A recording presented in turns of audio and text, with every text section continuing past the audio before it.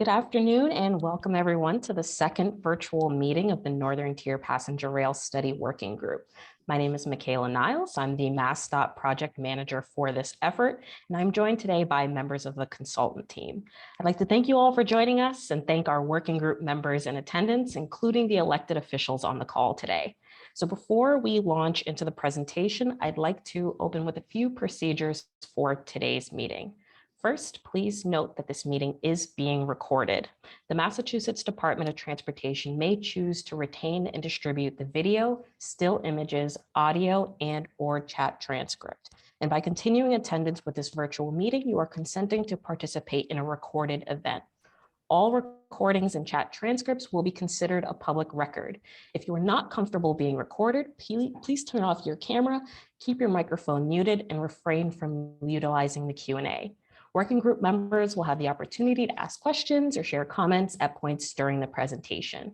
To participate, you may use the raise hand button at the bottom of your screen, or if you're participating by phone, you may dial *9. We will then call your name so that you may share your comment or question.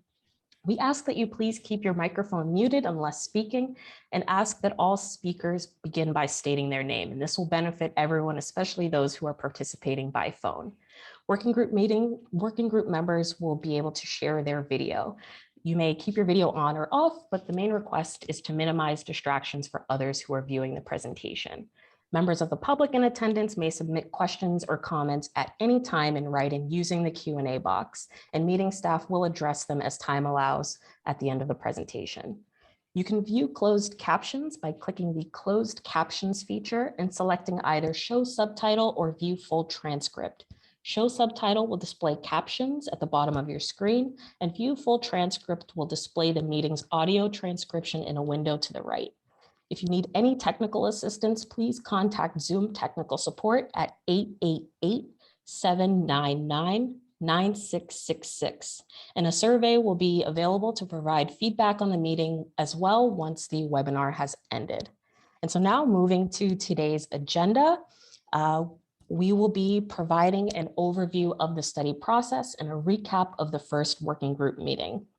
And based on the feedback received during and following that initial meeting, the study goals and objectives were refined. So we will provide updates on that as well. And then Paul Nelson, the Deputy Project Manager for the consultant team, will summarize previous efforts that were reviewed, as well as the market analysis. And then from there, Anna Berry, Project Manager for the consultant team, will share more about the current conditions related to ownership, operations, and right-of-way along the corridor, and then open up a discussion about issues and opportunities.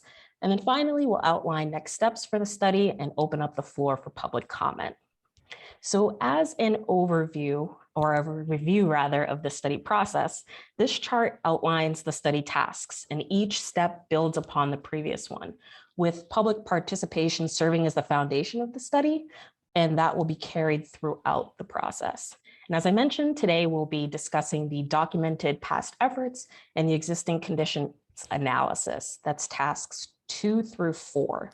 And then with this information in mind and based on the feedback received, up to 6 service alternatives will be developed and evaluated. And that evaluation process will look at elements like estimated capital and operations and maintenance costs, estimated economic, environmental, and community benefits and impacts, and estimated ridership. And finally, recommendations will be developed.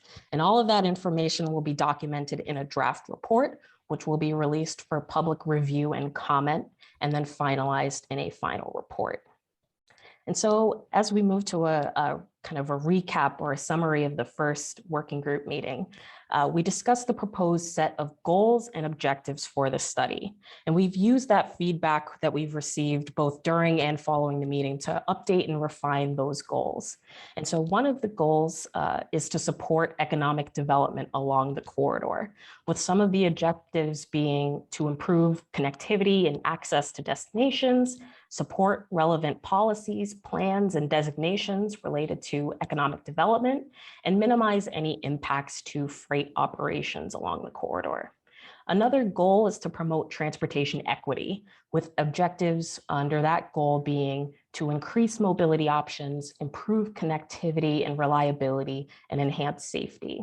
And then another goal for this study is to minimize the impacts of transportation on public health and the environment.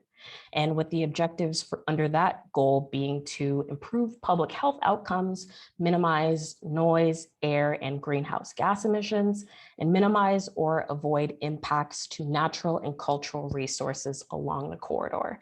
And so with that, I will pause here for any comments or questions from the working group on these updated goals and objectives.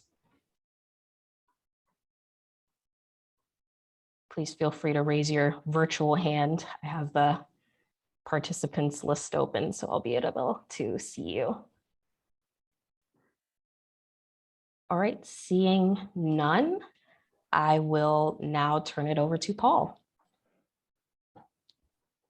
All right, thank you, Michaela. So good afternoon, everyone. Paul Nelson with HNDB on the project team. I'm the Deputy Project Manager.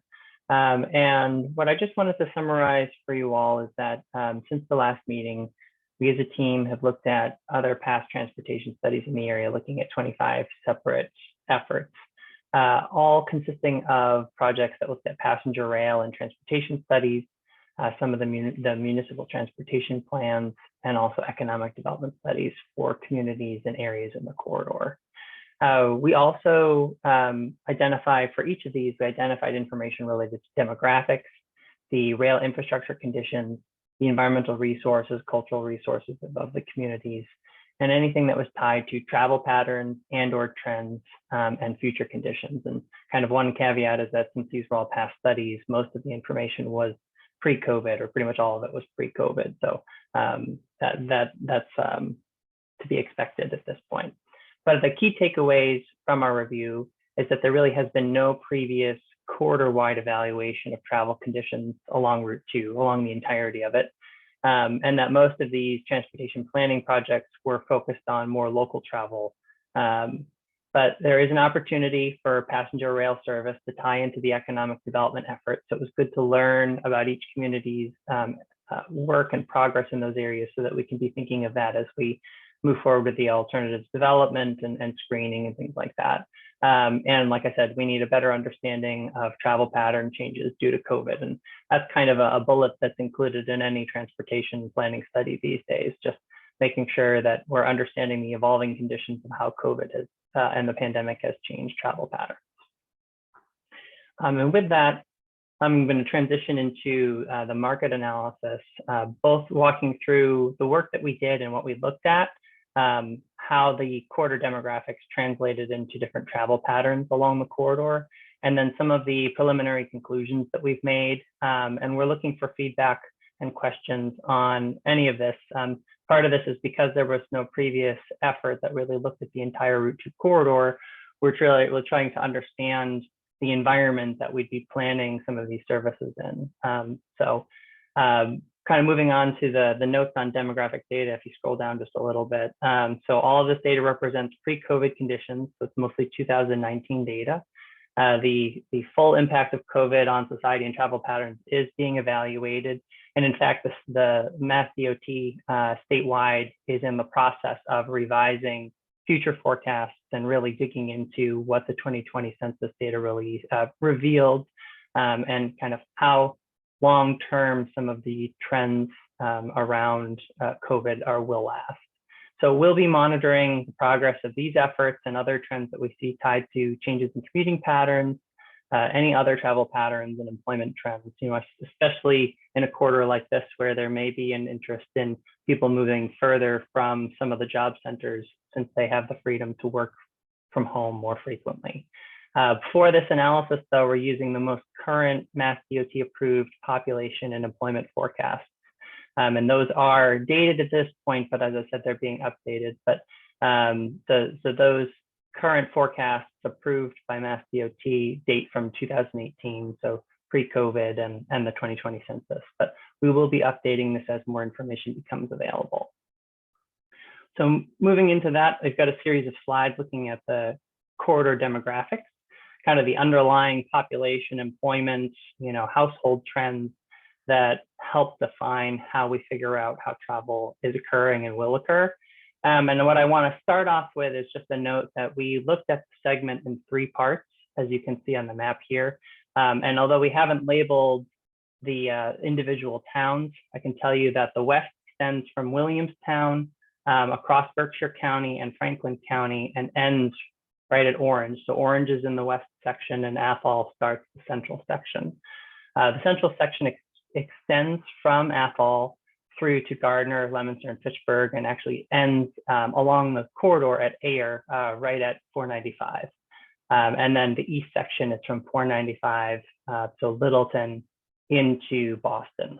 And a note on how we did this, we had to find some way to break down the corridor so that we could look at it in sections and understand travel. And based on our understanding going into these areas really kind of defined, I guess, good ecosystems of travel. In the West, you had the county organization, and you also had the influence of, say, like 91 and other travel routes that way. In the central part, it's really mostly Worcester County and the communities that exist along Route 2. And in the east, from 495 in, there's really kind of a uniform greater Boston area feeling to it. So that's why we set the boundaries between the three areas that we did. Moving on to the next slide. Just wanted to say, so, now that we have the corridor in mind and the communities in mind, how does this split out amongst the different areas? When you look at the population in the whole of the corridor is, 1,751,000. And of that, you can see that the majority of that population is in the east, but primarily anchored by Boston, Cambridge, and some of the higher density suburbs. You have 237,000 in the central segment and 106,000 in the west segment. And looking at trends between 2010 right up to, say, 2019, almost 2020, you have this character of high growth in the eastern segment and generally lower growth and some indication of decline in the west and central sections. And I think one caveat to all this is, this is historic. This is not necessarily meant to be the set future, right? All of this is projected and could change. And in fact, I think we're looking for opportunities for potential rail service under different alternatives to help change that if it makes sense. I think the information we're sharing here is really just meant to start our understanding of the corridor. It's not meant to be the final say. The other thing I just want to highlight, and that's what's shown in the map here, is that as you travel further west in the corridor, you find a higher percentage of the population is older, kind of in that 65 plus category. Moving on to the next slide, please. So a few other things that we looked at were cost of living, zero-car households, and the population below the poverty level. And before we look at that, I just wanted to explain a little bit about why we do that. For the cost of living, one of the things we're going to have to integrate into our analysis and evaluation of these alternatives is there needs to be some kind of cost established for people's time as they're considering riding trains or paying for rail service.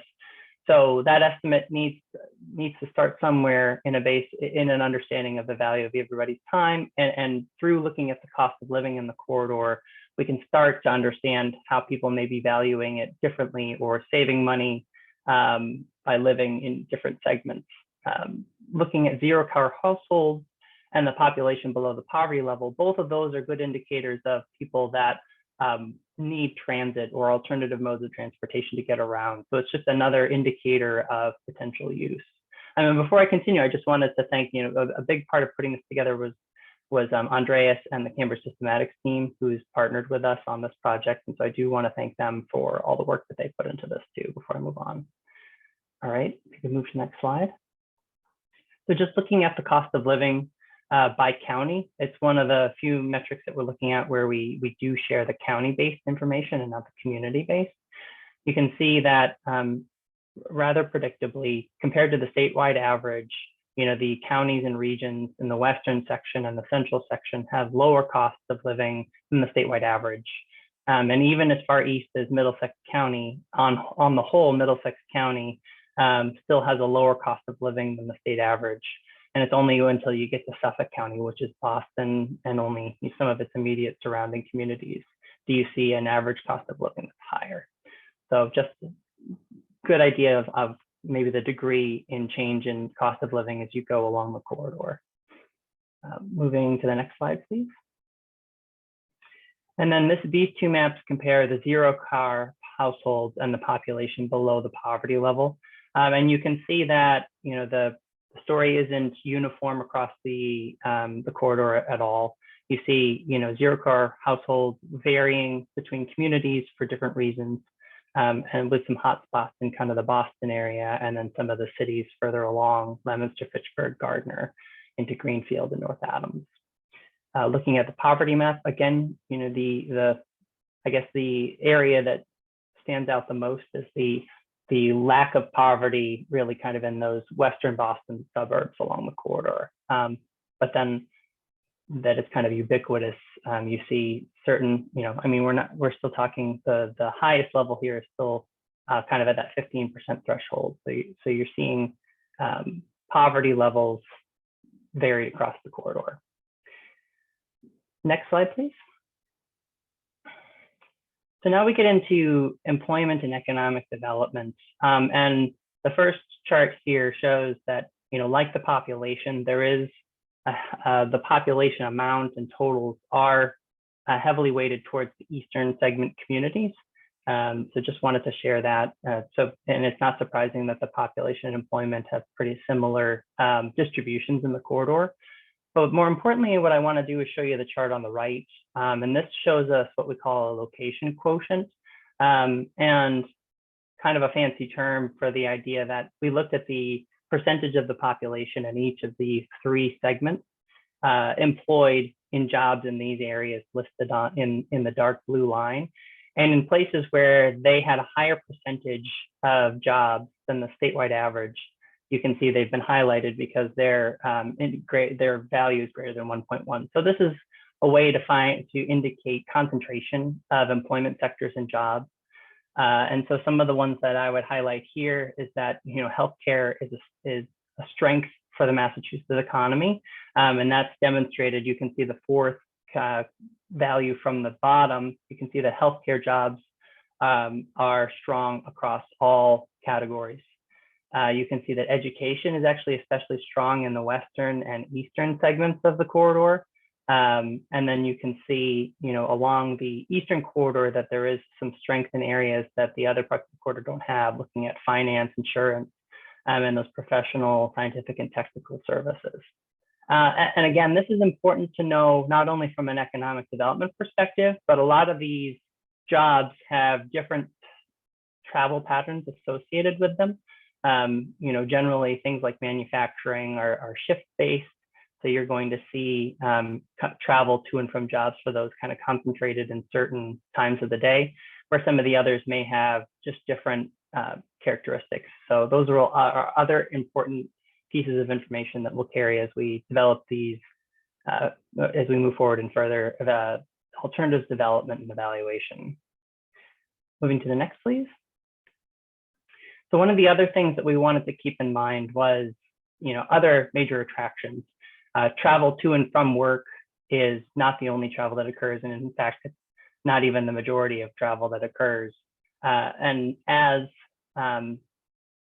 things change as far as travel patterns related to COVID and other things, non-work related travel may actually be more important in how we develop some of these ridership numbers moving forward. So we wanted to make sure we were tracking and trying to understand which types of locations were creating that kind of activity. And obviously this is a partial list, but I just wanted to share some of the institutions and areas that we looked into. And so, in the West, you've got the MassMoCA, the Museum of Contemporary Art. You've got the Franklin County Fairgrounds, the Franklin Medical Center. In the central area of the central segment of this corridor, you again also have medical travel related to the Clinton Hospital. You've got Wachusett Mountain Resort, Fitchburg State University. And in the East, there's a lot of attractions anchored in Boston tied to sports with the TD Garden and Fenway Park, but also healthcare and recreational travel for things like the Freedom Trail and Harbor Islands. So as the bullets at the bottom note, we need to consider these different trip making patterns as we move forward. And also it's a place to identify last mile connections too. We want to make sure that if we're thinking about getting people to these places, that they need to often connect between the train station location and their final destination. Moving on, please. So now just looking at projected changes in population. And as I said before, this is based on the Mass DOT approved demographic projections from 2018. But what it primarily shows in population is that there's growth in the eastern segment and slower growth in the central and western segments. That's the primary takeaway to look at here. If you can go into the next, please. And as far as projected employment changes, what we see here is, again, higher growth in the eastern segment and lower growth in some estimated and projected decline in the western section. And that's primarily tying into nationwide trends of seeing concentrations of new jobs in urbanized areas. And that what you're seeing in the west and central areas is back to that age, or that percentage of the population over 65. As people close to that age start to retire and leave the workforce, that does kind of result in fewer job opportunities, or at least fewer jobs going to that area. And all of this may be subject to change, and we'll make sure to update it, but it's just at least our first pass at that. I believe we'll slide on down here. So I wanted to pause here again, kind of similar to what Michaela did earlier. And we just wanted to pause, see if you had any feedback, and just in thinking about your questions or comments, how do you see this information aligning with the study goals and objectives that we just talked about? And of the information provided, what do you see as the most important for planning passenger rail service? And again, should we look at any additional data in more detail? Open the floor.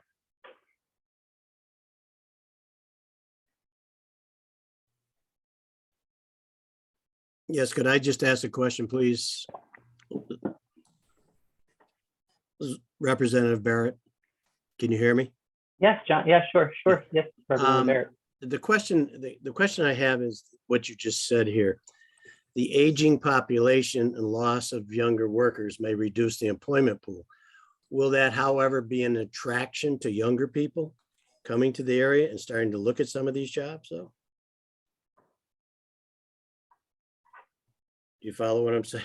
I do. And I actually think that's the ultimate question where we still, I think it's a good point to raise.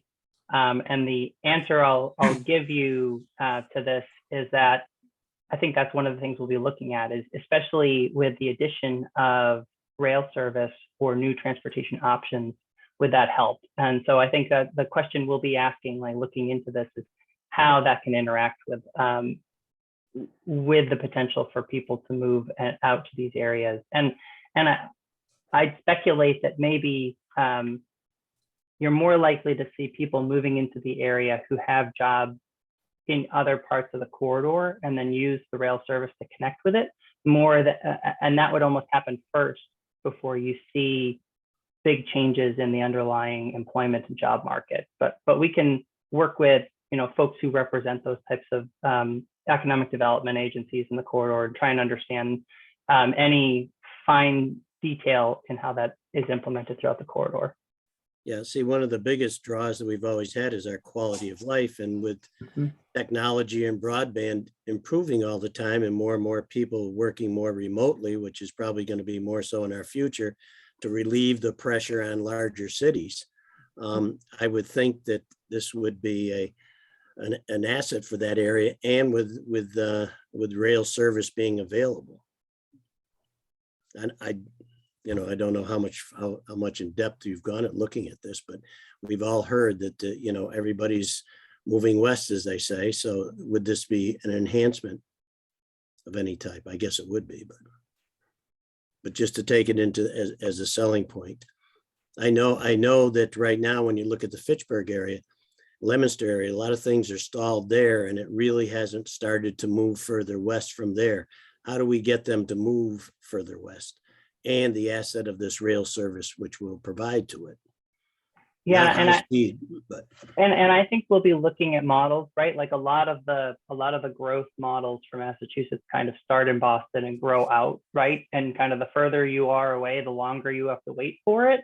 But I think we'll also be looking at if, you know, the opportunity and how feasible it is that something like rail might jumpstart a different growth pattern that maybe starts around the stations and things like that. So I think that's definitely part of the next steps in how we look at this. yeah, because and just taking a look at what is done too, and I know Representative Blay has a question on that too, to a certain degree, or follow-up, but how much it's improved and how Fitchburg has started to grow because of rail service out there. And that's almost the end of the line there, and that area started to grow. And as this extension moves west, the same thing will happen, I think, even into the further areas of Franklin and Berkshire and other counties out in the west. Thank you. Sure thing. Thank you, Representative Barrett. We appreciate that. And as you mentioned, Rep. Blay also put in the chat to echo your point, it'll be important to understand how rail will incentivize economic development. So thank you, Rep. Blay, for sharing that comment as well. I next see a raised hand from Peter. Yes, thank you, Michaela. Yeah, we've had explosive growth here at Devens over the last 2 years, and I'm not sure that that would have been captured in the data that you've pulled together because it's based on the 2020 ACS. And you know, we've added close to 2 million square feet, and we're well north of 6,000 jobs, and people are hiring like crazy to fill up the buildings that are being constructed. So I'm wondering, you'll be able to refine the study to take that into account as we go forward, I'm hoping. Yeah, absolutely. And I think we'll be thinking in depth about how this service can connect with the opportunities that are there.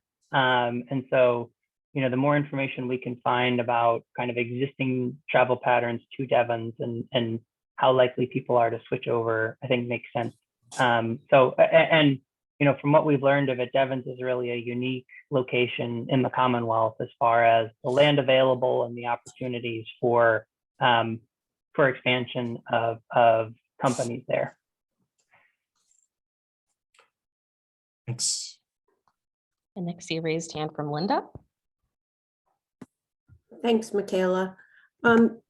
Paul, a question similar to what Representative Barrett and Representative Blay talked about is, can you talk a little bit about how you will assess the economic potential of rail in Western Mass? And then similarly, a huge development in Western Mass that will not be captured by current data is bringing broadband to so many Western Mass communities, fiber to the home networks. And I wonder how that will be built into the analysis as well. Thanks.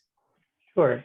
As far as economic potential, so we have the UMass Donahue Institute on our team. And I think that's the thing we're going to kind of explore, maybe back to my earlier response of, you know, the simplest way to think about economic development is kind of continuation of existing patterns and kind of that propagation of Boston commuters further west as you can decrease their travel time. And I think that's going to be the starting point for it. But then I think we have to kind of take a look at the areas where stations may be. So looking at Greenfield or North Adams and saying what, you know, kind of organically, what's going to happen, what's going to change about how people think about traveling here, and what models can we do to reasonably anticipate that and kind of go to that. So I would think that maybe we could work with you to get information about the people who are currently traveling on the Valley Flyer and things like that, to just start to find the right information to give us a good estimate of what might happen. And I think that the thing I think we're going to also be working with is there's kind of these there's two prevailing things that we might be looking at. Is you have the existing population, which is aging, starting to retire, and that's a big part of the population, but there's always the opportunity for other people to come in and fill that. And how do those two combine? You know, is the ability of the rail service to bring new people in going to be kind of an equal match to that, or does one kind of prevail over the other? So I think we'll be thinking about that in a few different ways, if that helps. And then as far as the broadband, I think that's going to be a big part of why people relocate. And I think we'll also be asking ourselves, the ability to work remotely is one key driver of where people choose to live. And how much of that is a factor compared to other things, just thinking like people who have families with school children, in the school system, are they more or less likely to move just based on the availability of broadband and the ability to work remotely? It's still, I think it's something that everybody is looking at through COVID, and we'll kind of look at all the different factors that play into that. But it's a big question, and so I think we'll probably be moving through this and sharing it with you as a group so that we can kind of all understand and develop an approach that we think is based in what's the data that's being collected and the trends that we're seeing, and kind of accurately applies to the situation in the corridor. Thank you. It will be a really interesting analysis to watch and develop. Are there any other comments or questions from the working group at this time? Please feel free to raise your virtual hand or unmute yourself.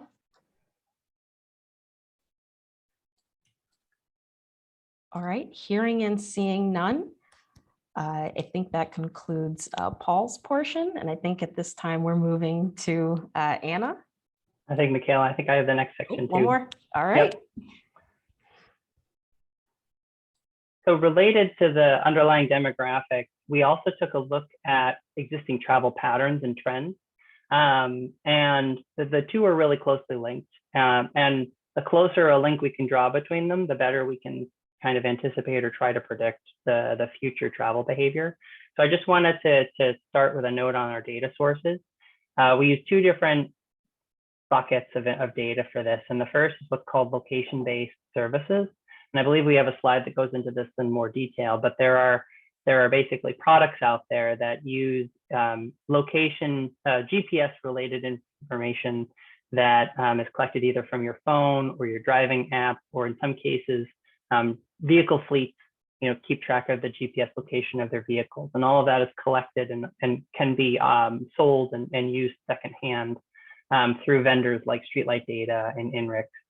And then we also can check that against data sources from the census, specifically the American Community Survey and their Journey to Work information.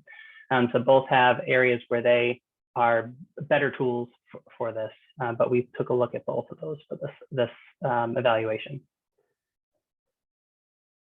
So just going a little bit more in depth on what location-based services data is and how we use it to understand travel patterns. The Streetlight Data, the specific vendor that we used for this, what they generally do, and this isn't the nitty-gritty of everything, but it's kind of an overview.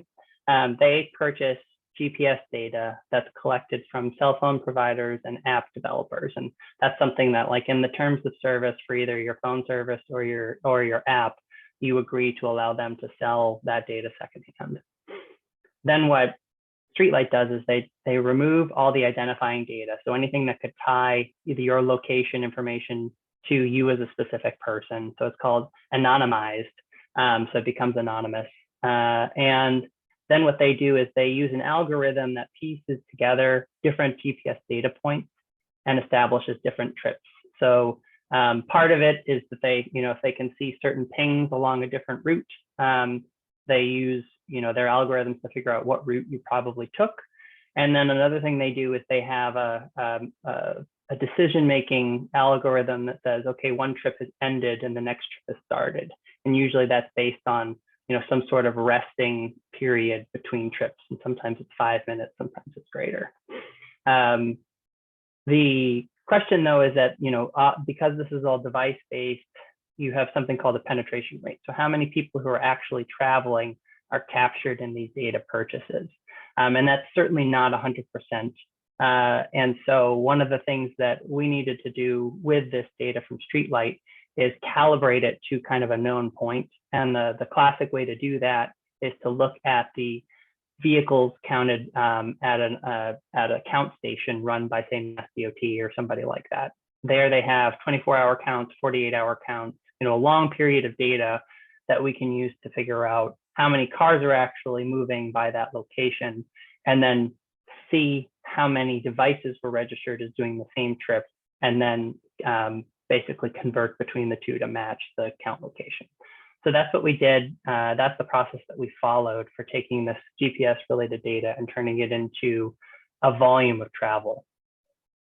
And so with that behind us, let's move into what that revealed. So what that revealed is that travel in the corridor versus Massachusetts, and I guess as a reminder, this is 2019 data that we used, so it's pre-COVID, showed that of all the trips in Massachusetts, 29% of them have an origin or destination in the study corridor. And that's trips oriented towards Boston, Cambridge, all the way up to North Adams and Greenfield. So about 30% of the total trips. All right, move on, please. So now looking within the corridor along those same geographic segments of West, Central, and East, you can see that the general volume of travel is pretty close to the population and employment distribution. And one thing I want to note about these charts is I've included 2 bars for each. You can see that the top bar is non-work trips and the bottom bar is work trips.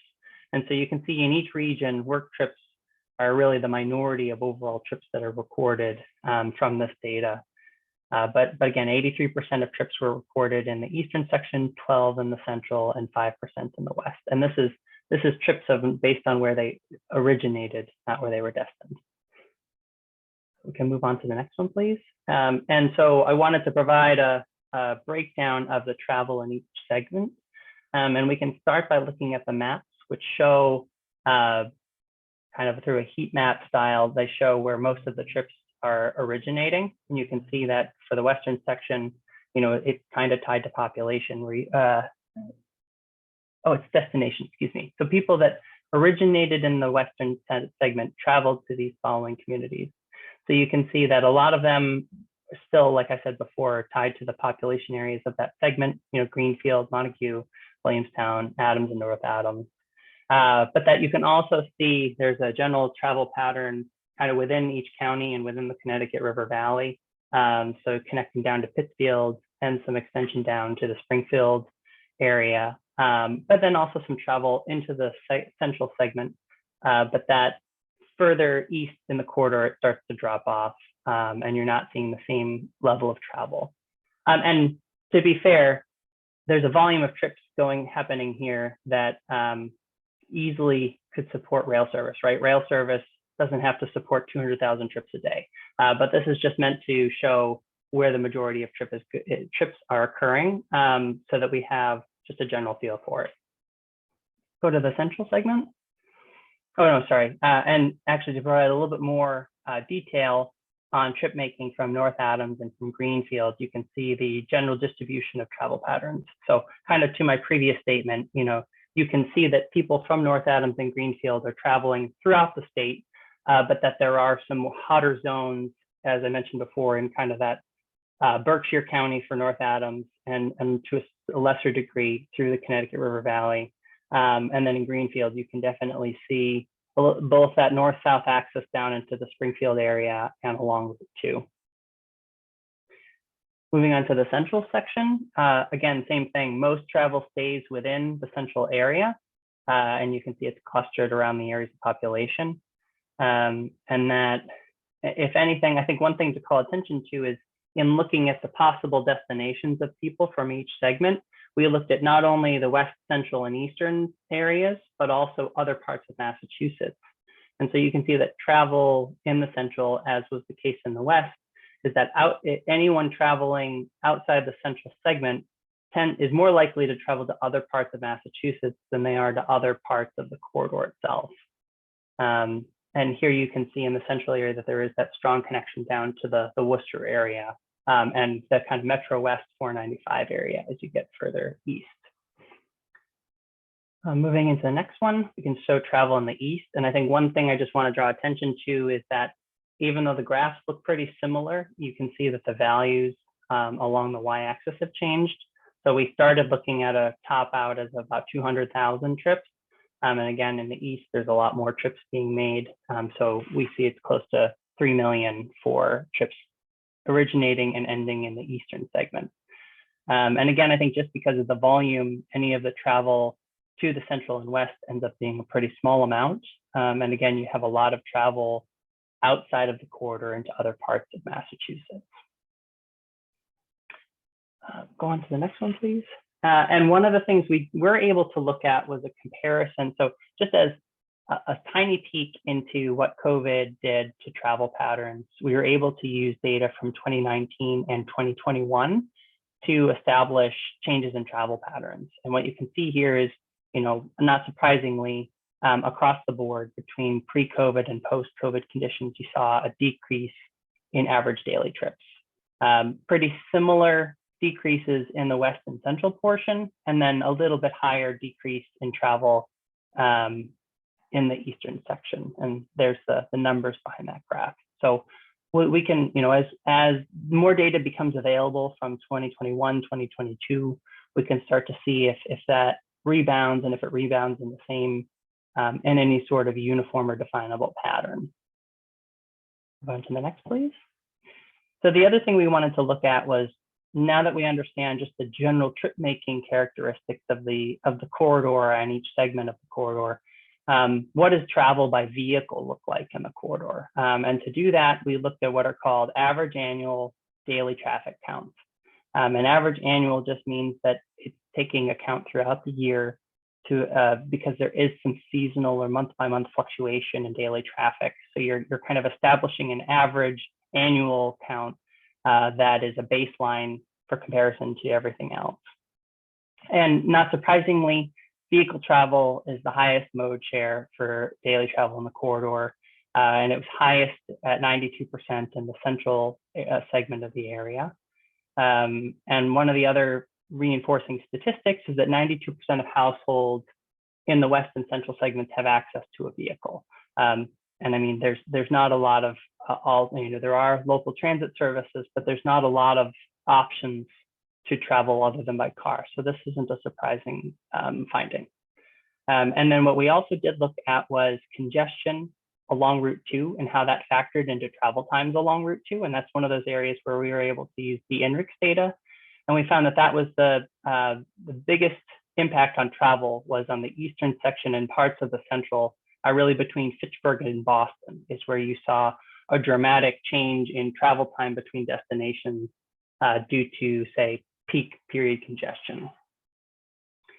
Go on to the next, please.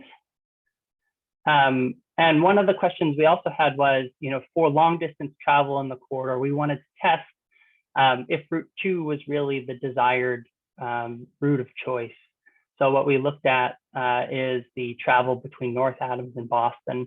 And what you can see from the table that's attached here is that we found that there are 4 routes, and I apologize if the data skips 1, 3, 4, 6, but that there were some minor adjustments on some of the longer routes that were assigned the numbers in between.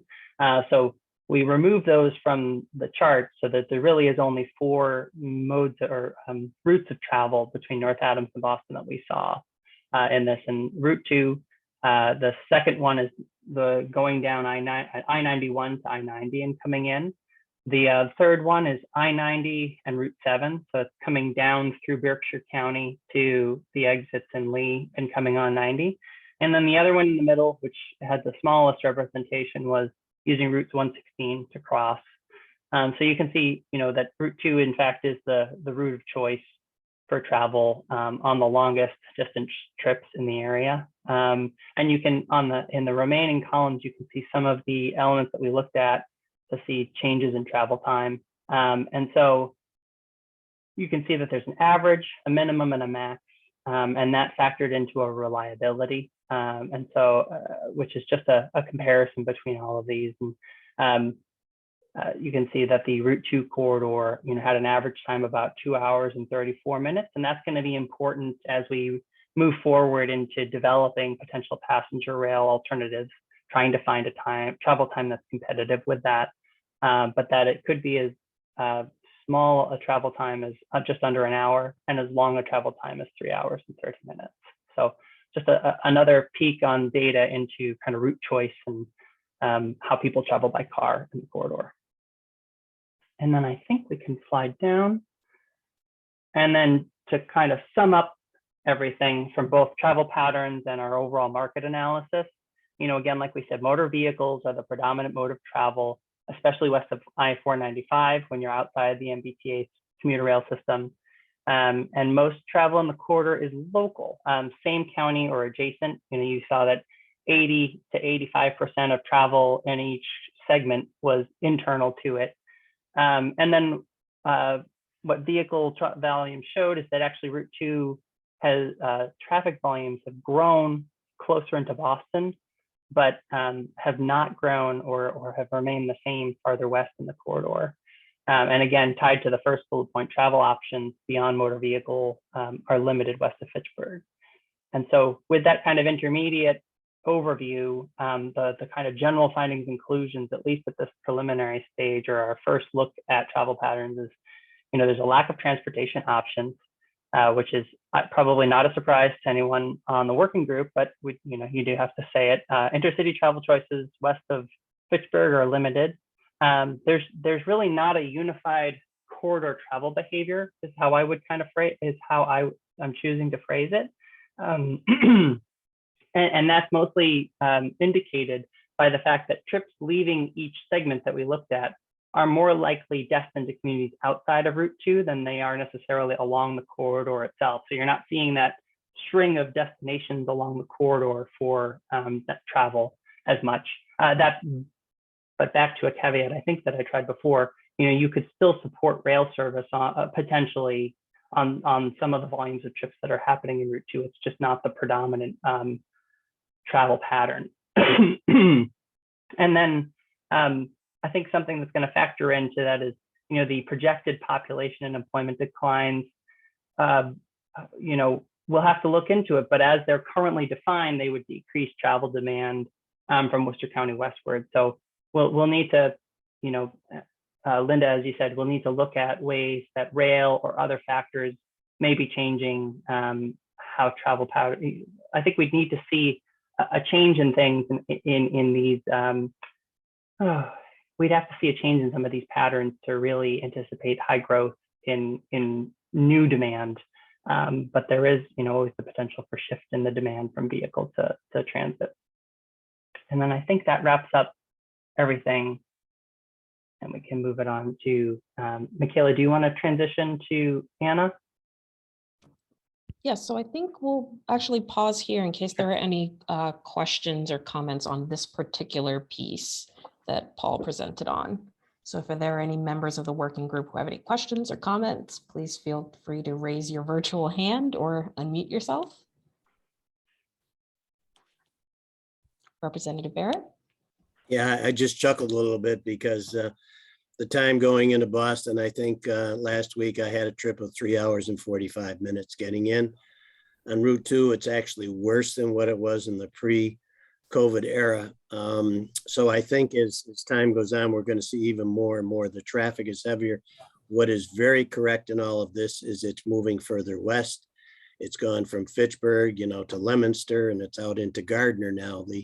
And I'm sure that anyone who travels uses the route with the Mass Pike that cuts down 91 and hooks up coming in on Mass Pike is finding it even more brutal. I mean, it's becoming a serious issue. And I think the other question that I'd have with all of this traffic, how is this impacting the environment and the release of into the atmosphere and things like that, the carbon impact with all of these cars piling up more and more all the time. When you're talking about dealing with this situation, and I think this has to be taken in consideration. It is now worse, and I can say that. I don't know what your numbers are showing, but to get into Boston from the western part of the state, I don't care what area you're coming from, whether it's Worcester or Berkshire County or even southern Vermont for that matter. So I don't know if there's a question there, but it's a statement of fact, I guess, more than anything else.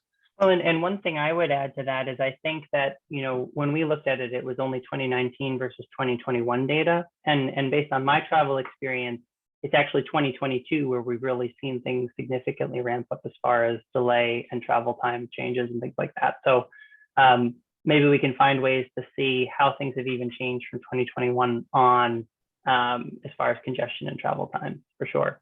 And then I think we just got to get you one of those INRIX trackers so we can see how bad your ride is. There you go. Yeah, yeah. And if you're not out of the city by 1:45 at the latest, you run into 3+ hours Mhm. going west again, back to my area anyways. Mhm.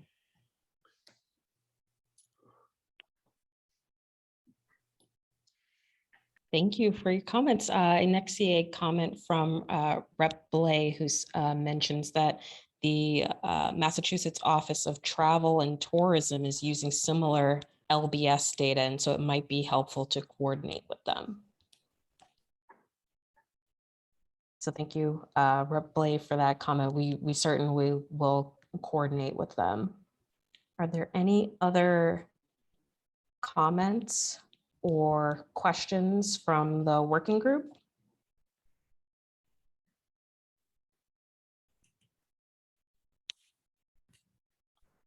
All right, I think so. Seeing none, I will hand it back to you, Anna. Thank you, Michaela. Thank you, Paul. We're going to make an overview now of the current conditions on the Northern Tier corridor in terms of the railroad right-of-way. We'll look at ownership, operations, and some of the aspects of the right-of-way itself that we will be looking at as we develop alternatives and recommendations. First, we'll take a look and make an overview of the CSX acquisition of Pan Am Railways, and then we'll take a look at the current passenger freight operations along that right-of-way. So as of June 1st, I'm sure most of you know, CSX has acquired Pan Am Railways. Pan Am is a 1,200-mile network throughout the northeast of the Northeast US, and it's now part of the much larger CSX network that extends across much of this country.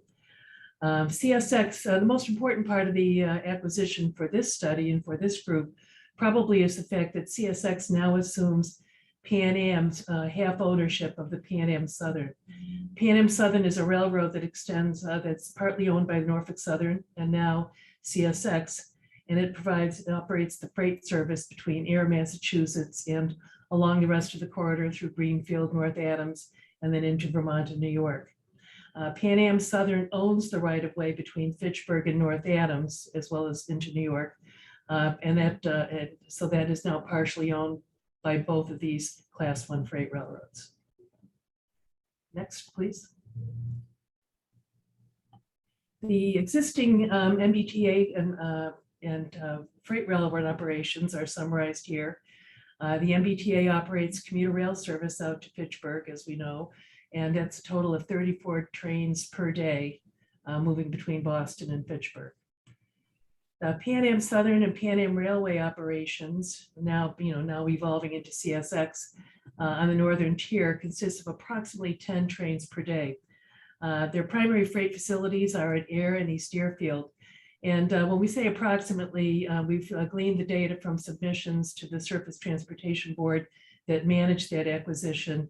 And we'll show you a chart of the next page about how those trains look. But basically, there's some trains that run between Air and East Deerfield and some trains that run between East Deerfield and the rest of the system to North Adams and west. Next, Lauren, please. Well, this is a little hard to read, but I don't expect you to, but the blocks illustrate the different trains that are operated out of different nodes on the Pan Am system. And it illustrates the various types of trains that are out there, such as, you have local trains that go out to the various businesses and collect cars. They bring them back to a terminal like East Deerfield and build them up into trains that then move out to their final destinations. Those are what, so it's a combination of local trains, the over-the-road freight trains that you might think of, the mixed freight that you think of as your boxcar trains, and then there are also intermodal trains, which are not indicated in here, but we've taken them into account on the tally that we made at the bottom of the trains that are operated on the corridor. So we see that there are 8 trains a day moving between Air and East Deerfield and 10 between East Deerfield and North Adams. Next, please. The corridor has a mixture of ownership, and this slide here illustrates that, and where the operations and where the various passenger and freight operations are. On the slide, there are a couple little bits of color that indicate where there are interchanges with other freight railroads. And there's a little bit of color around Greenfield that indicates where Amtrak crosses the right of way on the Vermonter. The major portion on the right you see between Boston and Fitchburg is Boston and Wachusett is where the MBTA operates its commuter rail service. Then between Boston and Ayer is where you see what used to be Pan Am Railway freight service, although there's not much of it anymore. From Ayer through to the state line, you see Pan Am Southern freight service. That's indicated on, I think it's a purplish color there. And so the main service, the main part of the corridor that would be the most important part for us is that Pan Am Southern right of way, which is freight operations between Ayer and the end of the line. And we'll talk about ownership and management and maintenance in other slides. Next slide, please. So this is a railroad that has different ownership and different responsibilities for maintenance and dispatching. And we'll see on the next slide that dispatching responsibility doesn't always align with ownership. The Pan Am Southern has responsibility for dispatching on the MBTA's own section between Ayer and Fitchburg. The arrangement dates back to when the freight railroad was sold to the MBTA, and the MBTA does have the right to assume dispatching if it wants to under certain circumstances. But I think it's fair to say up till now, and Jody can contradict me, but I think the handoff has been handled over the years relatively well, from freight to passenger and passenger to freight. And so the MBTA has never made that change. Next, please. So this slide shows the responsibilities for ownership and dispatching. So as we've mentioned, the MBTA owns between Boston and Fitchburg. And that railroad is maintained by the MBTA through its commuter rail contractor, Keolis Commuter Services. So between Boston and Fitchburg, the maintenance is performed by the MBTA. The dispatching, as we just mentioned, is performed by Keolis for MBTA between Boston and, you see the line between Littleton and Ayer. And from Ayer to the end of the line, dispatching is performed by Pan Am Southern contractor, which right now we're designating as PAR, but I think that's going to become the new commuter, the new freight operator in the future. Then maintenance is again performed by the MBTA up to the Fitchburg boundary of its ownership, and the maintenance of the line, the rest of the line is performed between Fitchburg and the end of the line at North Adams by Pan Am Southern. Now between Fitchburg and Wachusett, their passenger service is being operated there as well, and they're as well dispatched by Pan Am Southern and maintained by Pan Am Southern. So there's a mixture of operations, ownership, and dispatching. But over the years, it has worked well. The handoffs between maintenance and dispatching have provided a service that I think is relatively seamless most days. So, next, please. Well, we wanted to show you a couple of factors that are involved in the planning of passenger and freight services on a line to give you some sense of what needs to be considered. Under the Federal Railroad Administration, there is classes of track. You know, the various components of a track right-of-way system combine to give you a class that then governs the maximum authorized speed on a given section of the railroad. So the classes run, you know, here we're illustrating 1 through 5, but what we see on the right-of-way between Boston and North Adams are some different classes along the way. On the MBTA territory between Boston and Fitchburg, you predominantly see a class 4 track. And what that means is a freight railroad train can run at about maximum speed of 60 miles an hour on a class 4 track. and passenger train maximum speed would be about 80. Now, the maximum allowable speed is not something you would necessarily maintain at all times on a railroad, but it's the maximum speed in a given segment. So you can have speed restrictions related to temporary or permanent conditions, such as a condition of track or significant curves that would have speed restrictions on them that would not allow you to run your maximum authorized speed. At the same time, we also understand the MBTA has a system of maintaining its system to a class above what it needs, so that some of those temporary reductions in speed don't affect the permanent timetables they've established for the commuter service. So here you see on this railroad between Boston and Fitchburg, it's predominantly class 4 with some bits of class 3 there, where that segment has a lower maximum speed. As you get to Fitchburg, you begin to see on the freight railroad predominantly class 2 with some bits of class 1 and occasionally some class 3. And as you look at those speeds in the table of the maximum allowable speeds, you have, for example, on the class 2 track, the freight trains can run at 25, but the passenger trains can run about 5 miles an hour faster. So there is some advantage to a passenger train on, a railroad that's being maintained for freight service. Next, please. We also wanted to talk about, concept of grades. There are a lot of hills in Western Massachusetts, and one of the things the freight railroad has to deal with is the grades and a ruling grade. The ruling grade is an uphill grade that imposes a limit on the weight and size of a freight train. It's very hard to pull a heavy freight train up a hill. You need more, a lot more locomotive power, and they move at a slow rate of speed, even when you have a lot of power pulling them up a hill. So that causes a freight railroad to consider how it wants to structure its service.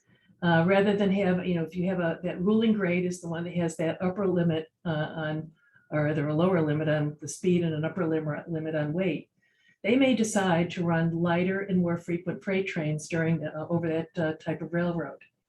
At the same time, the heavier train is, the slower it's going to be. So whether a railroad decides to run heavier trains with more locomotives or fewer and lighter trains, it's still going to have an impact on the passenger service that you're trying to weave among those freight trains. We can show what those grades look like, what that ruling grade looks like on the next slide. So here we've identified in the two blue locations where the ruling grades are on the PAS, the Pan-Am Southern route between Fitchburg and North Adams. And that would be the locations where that require the Pan-Am Southern with its new ownership to determine how they want to run the service on this railroad.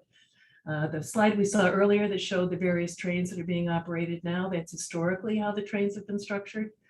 We do know that through the CSX transaction, some intermodal trains that Norfolk Southern now operates on the Pan-Am Southern will move to the CSX route that we call the BNA, the Boston and Albany, or their main line.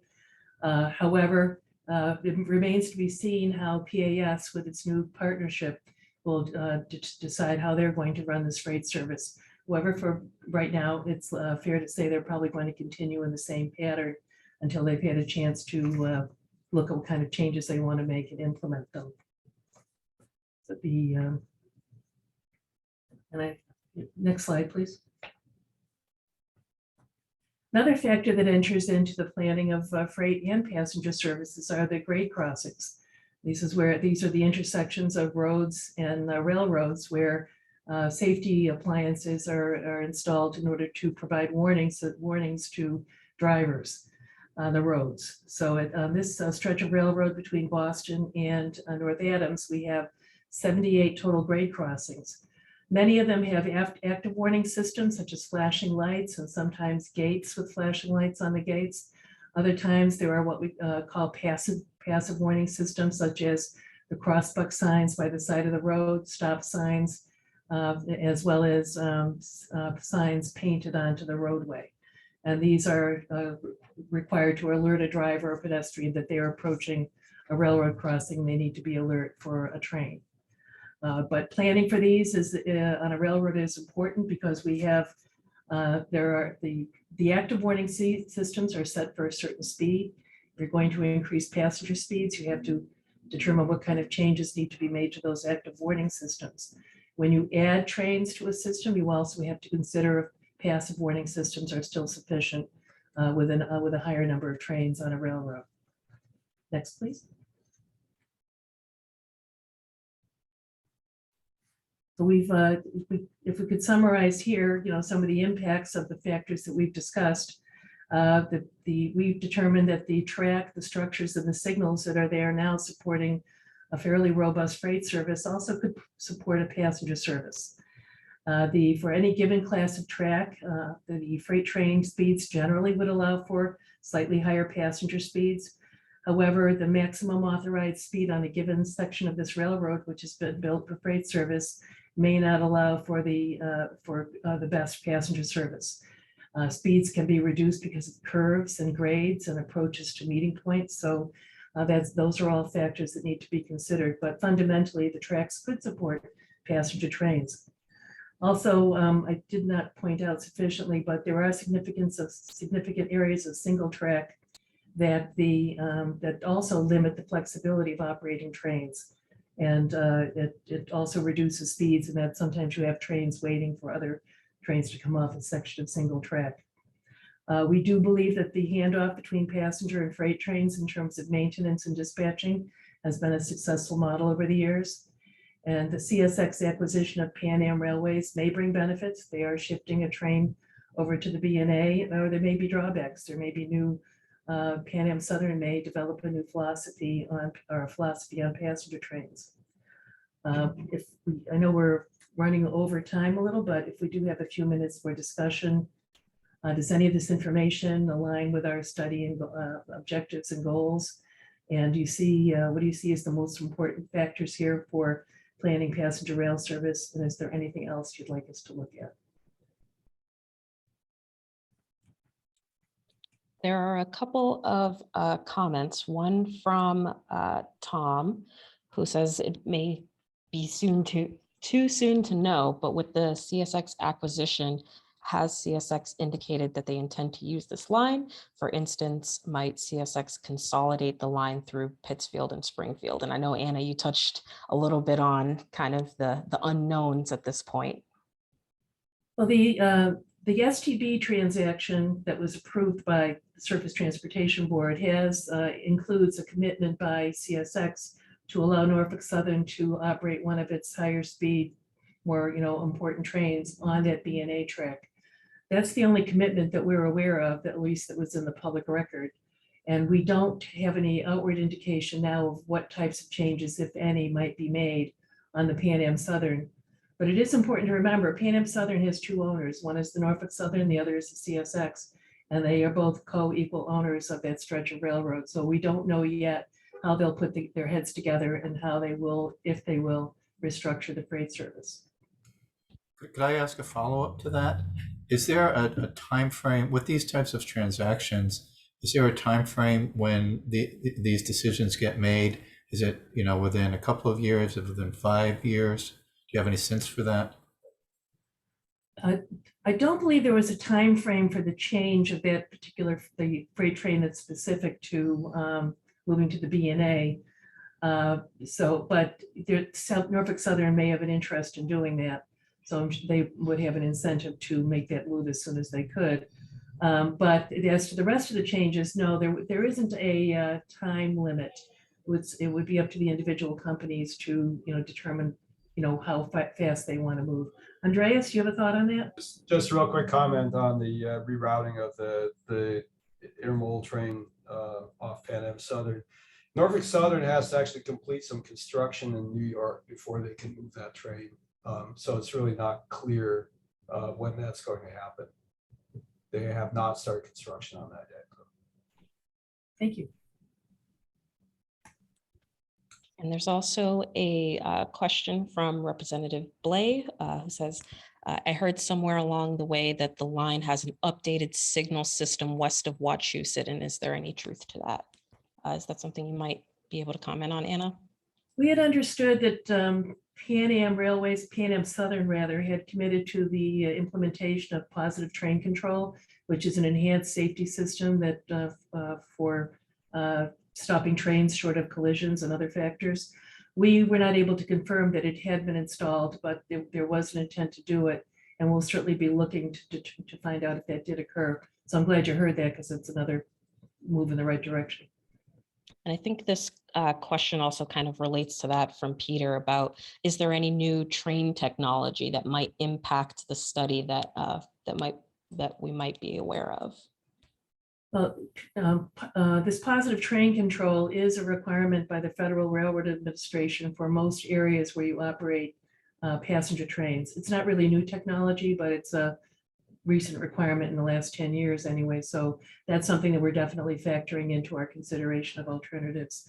I don't think what you'd call new technology, but this railroad could benefit potentially from, depending on what we look at, tilt trains or other features that are actually not new for providing higher speed services. And I next see a raised hand from Representative Barrett. Yes, I think the most important thing you answered is that it does support passenger service. I put in the transportation bill last night, knowing full well that it won't go to the level that I asked for, but I asked for $35 million to address two areas of concern here. And the big elephant of the room, of course, is the condition of the Hoosick Tunnel and through Florida and then into the city of North Adams, which is critical to getting to the destination, hopefully, of Vermont and New York.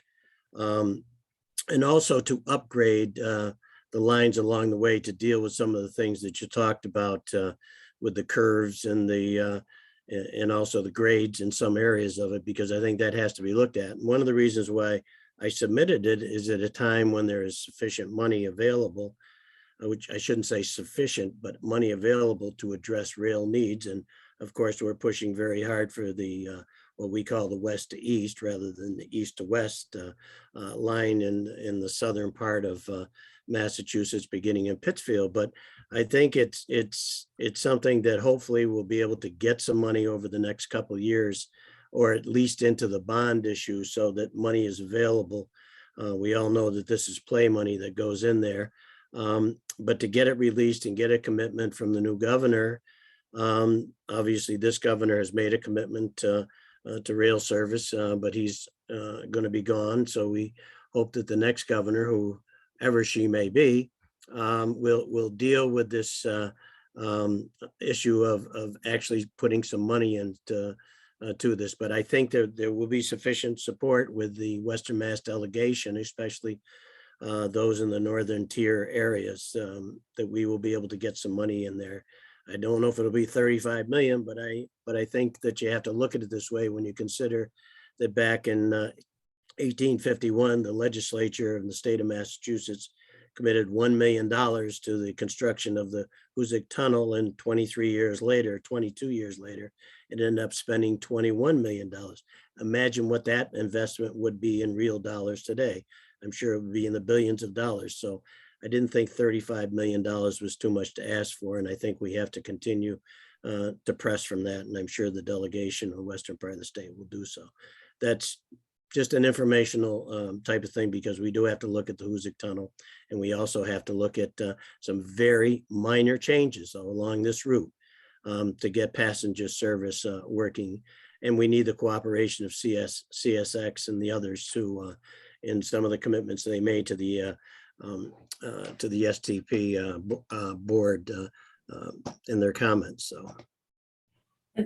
And thank you very much for adding that, because, while we did say it would support passenger service, we didn't say it was competitive or high quality service. So, I actually have a Hoosick Tunnel mouse pad, so,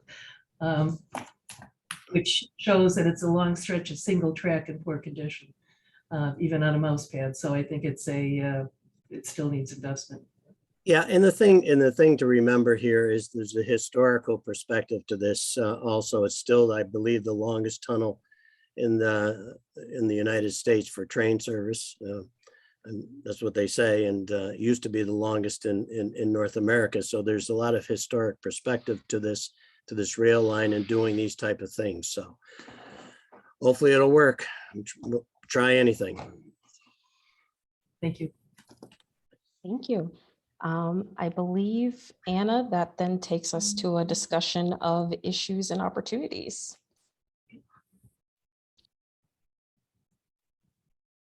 Do we have some more? Do we have another section here? So I think we've talked about the conditions on the railroad and that there are potentially opportunities as well as constraints. We have a new ownership situation, and the right of way is a mixed bag. Obviously, it's there and it supports robust freight service, but how good would the passenger service be? We said it may ship trains to the BNA, but there may be new requirements once the two owners of PAS put their heads together. On the other hand, they may see opportunities such as the funding Representative Barrett just saw as one reason to work with the state to build an opportunity for passenger service. The right of way could support passenger service, but it's been maintained for freight service. So it has all these limiting factors that would limit the quantity of service or raise the price of a good passenger service. One positive thing is that handoff between freight and passenger at air has been successful, and we do hope that the new owners maintain that. There are a number of historic passenger stations along the corridor that could host a new station with modern conditions. We did take a look at existing governance, regulatory, and funding structures, all of which could support the northern tier, including the right of Amtrak to access on freight railroads. And there's been considerable discussion in the last couple of days, but a new Western Mass Passenger Rail Authority could promote development of new services here as well as on the west-east corridor. So we'd like to have a little discussion on what do you see as the primary constraints, the things that you think should be considered. What do you see as the opportunities here? And what are the data sets you'd like us to take a look at as we continue to develop our service plans and alternatives?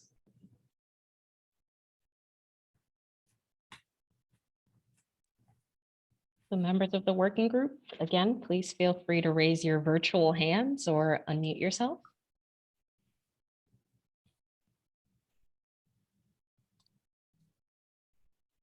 Tom, I see your raised hand.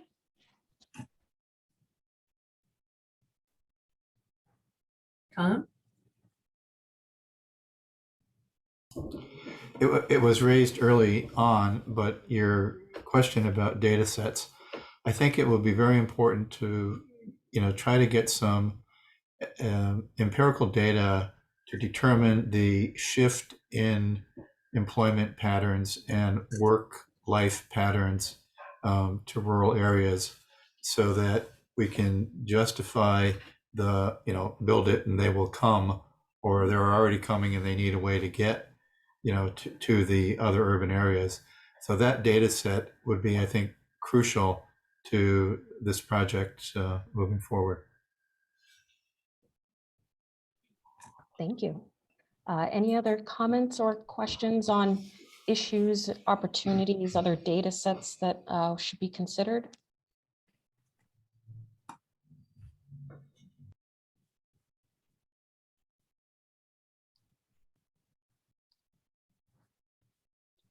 All right. I think hearing none and seeing no raised hands, I think we'll then move to the next section.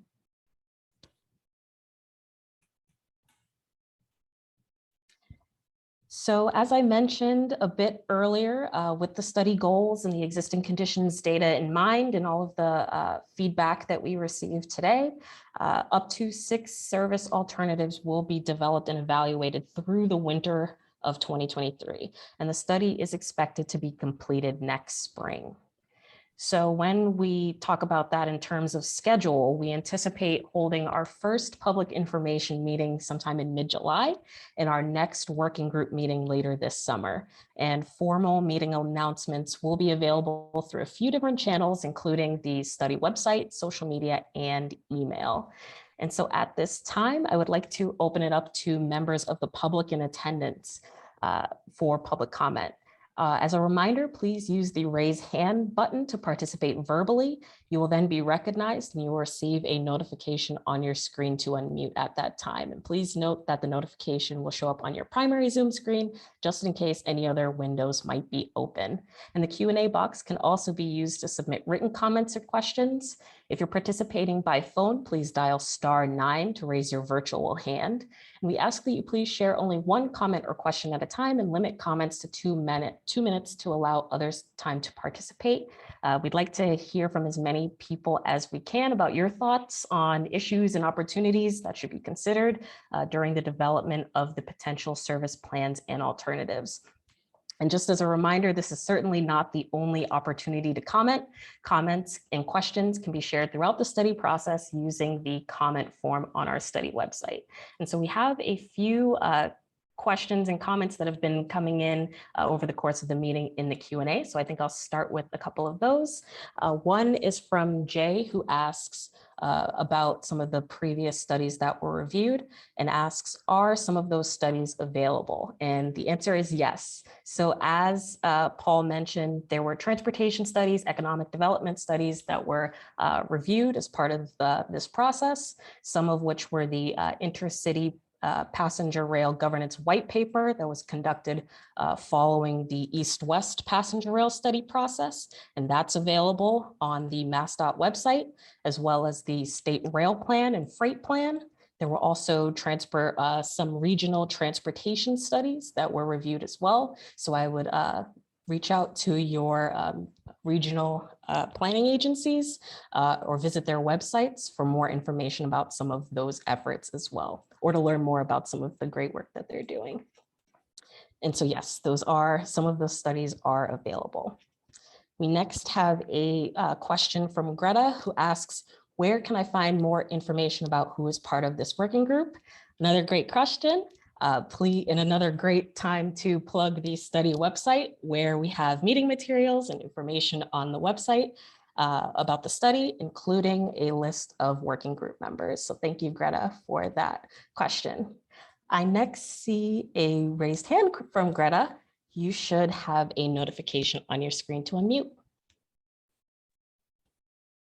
Hello. I just wondered, there was some speed maximums on the map for the tracks going across the state. And so I'm just wondering, is there an estimated time for how long it would take to get to North Adams to Boston? That whole stretch of tracks looked like some of the maximum speeds were 30 or 35 miles an hour. So I'm just wondering if there's some kind of estimate there. We have not yet developed that estimate. That will be, happening as we start to evaluate various service alternatives. And those speeds really just tell you in a given segment what the maximum is. It doesn't tell you what the actual speed is throughout a given segment. And so you just can't add those up and come to a number. So it is something that we don't have it now, but it is something we will be developing in the next couple of tasks. Great, thank you. And thank you for the question. We appreciate it. Next question in the Q&A comes from James, who asks about the data showing population growth in Central Mass declining along Route 2, and mentions that it might be incorrect, noting that towns west of US 290 on Route 2 have seen rapid population growth as far west as Athol and Orange. So I think, Paul, if you could speak a little bit to some of those estimates and kind of some of the work that'll be done going forward related to those data sets. Sure, and I guess there's two parts to that, and part of it is what we've seen in recent history, say the 2010 to 2020, and I believe that information showed growth in the central segment, but what was really tied was the projected future, and so I would imagine that as those projections are revised, we might see something like that kind of factor into it. So we can make sure that we take a specific look at those towns and see how it's related to that. Certainly want to unearth anything that might be incorrect, but so thank you for drawing that to our attention. Thank you. We next have a question from Chris, who says, somewhat duplicative of Rep. Barrett's question, will you develop projections for population, cost of living, other social, economic, demographic factors that may shift if passenger rail is developed? Mikhail, I can take that too. Yeah, so there's kind of two parts to the answer on that. For consistent planning throughout the Commonwealth, we have a certain responsibility to look at the future conditions that are kind of approved, population, household, job, number of jobs expected in each MPO and each region, and kind of making sure that we're consistent with that. But I don't think that's going to stop us necessarily from testing some of the things that might change, and how they may deviate from that. So we could kind of get into that. Right now, we haven't established what future conditions we're going to test in these ridership models and things like that. And so I think that's a good question that we'll be asking as we put it together. What's a responsible way to reflect or ensure consistency with statewide planning, standards of practice, and then recognizing, the potential for transformational changes in how people settle and work and move around that something like this could do. So I think the idea is that we're committed to defining how we're talking about this and how we'll be considering it. And that'll be a big part of kind of the dialogue that we want to have both with the working group and the public and on how we're doing that as it moves forward. Thank you, and thank you for the question. We next have a question from Travis, who asks, are there any intercity bus options in this corridor? And if yes, do we know the ridership of those services? So I'll take this one again. There is no actual contiguous service along the Route 2 corridor. There is bus service at kind of key points, but that it doesn't run along Route 2. Something like there's a bus that visits Williams College and then goes down to, say, New York City. And there's service from Greenfield, but you kind of have to connect into Springfield to get over to Boston or something like that. So there's nothing there, and there's no ridership we can share. I think we've been looking into there was several years ago, there was a service supported along the part of the corridor that we haven't been able to get data on, but once we do, we'd be able to share it. And I think Andreas also wanted to add a little bit to Oh, that. yeah, sure.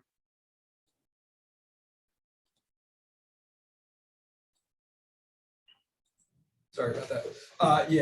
Paul, you're right. I mean, there was, the last time there was through service on Route 2 from Boston out to Williamstown was about 25 years ago. So there really has not been over the road service in quite some time.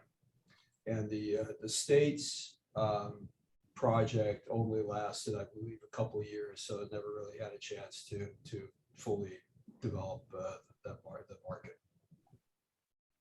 Great, thank you. And I think that also speaks to a question that came in from Raleigh, who asked about existing RTA bus ridership and how that's included in the demand forecasting and some of the OD travel patterns. So maybe, Paul, you could talk a little bit about that kind of component of it and how some of that RTA bus ridership would be factored either into the streetlight data or some of the upcoming analyses for ridership projections. Sure. So, any sort of transit ridership is a good test of how the underlying demographics are translating into travel by alternate modes. So we'll definitely be looking at the ridership at the routes that do exist along the corridor, what kind of ridership they're attracting, and working with, our partners at Cambridge Systematics and other elements of the project team to see what that can tell us as far as predicting or estimating ridership, and then how that might translate over to rail travel as well. Great. I next see a question from Joe, who says, glad that Williamstown is included as a place with a major attractor. Does this mean extending train to Williamstown is being considered? And so maybe, Paul, you could kind of talk about the development, or Paul or Anna talk about the development of the service alternatives and the process that will go through with that, and including any additional stops along the corridor. Well, we're developing overall 6 alternatives for the study. And where the trains will stop and what the limits are certainly open for discussion. The legislation that sponsored this study mentions specifically Greenfield and North Adams, but I think we do need to take a look at any destination that has a potential to add to the utility and the usefulness of the service. Great, thank you. And thank you for that question. I know we're running a little bit low on time, so I think I'll take we have a couple more questions that we'll in here in the Q&A, and then we'll transition to some of the closing statements. But Raleigh has another question that reads, how does the group plan to adjust for the correlation between the decrease in job growth and employment opportunity in the Western segment and the lack of currently available travel options?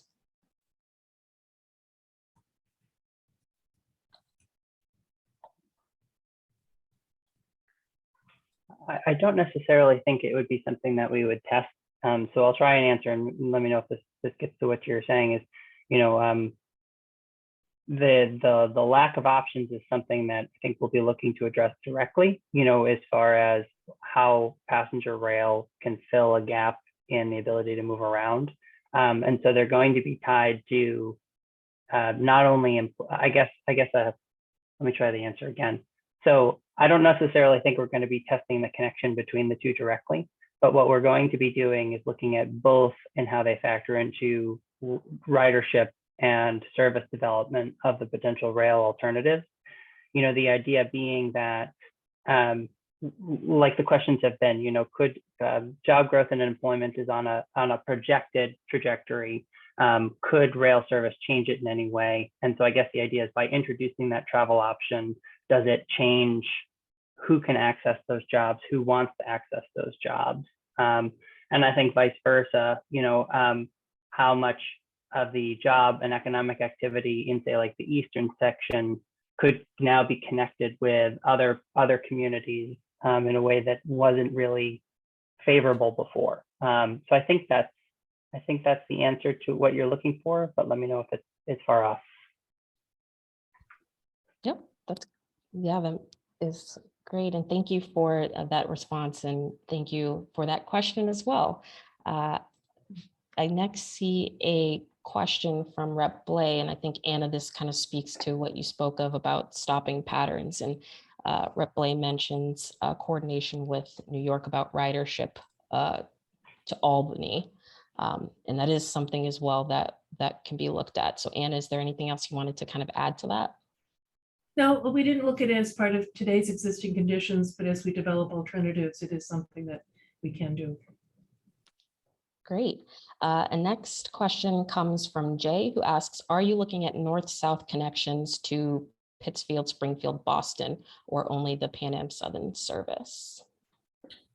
Well, studying this corridor is quite a substantial effort, and we're not engaged in a specific study of passenger rail on those corridors, but the connections, the sources of ridership, the connections last mile, as well as coordination of connections. So meeting the Valley Flyer, meeting any service that might be running in the Berkshires and other locations, meeting RTA services will be something that we definitely consider in our development of alternatives and evaluations of them.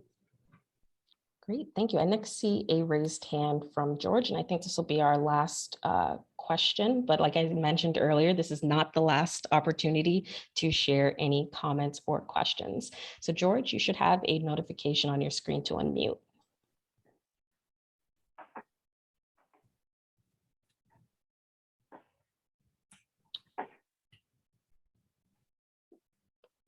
You should have a notification, George, on your screen. We'll give it a few moments in case there are any tech issues. I don't have a question. I have a comment. Okay. This is George Kahale from Montachusett Regional Transit Authority. We do have bus service between Atoll and Gardner, connecting to the MBTA at Wachusett Station. And also there is, I believe, a service between Greenfield and Atoll. That means there is a bus service between Greenfield all the way to Gardner to Fitchburg. And from there can be connected to MBTA to Boston. And we have documented those connections in our study of current conditions as well. Yeah, and thank you, George, for mentioning those services. So I think at this time we'll now transition to kind of close the session today. Thank you all for being here and thank you for your participation. I encourage you to visit the study website to share any additional comments or questions using the comment form or to sign up to receive study updates. The materials from this meeting, including the story map presentation and the video recording, will be available on the study website. And so with that, that concludes today's meeting. Thank you all for joining us. Have a great rest of your day, and we look forward to reconvening in the summer. Thank you. Thank you.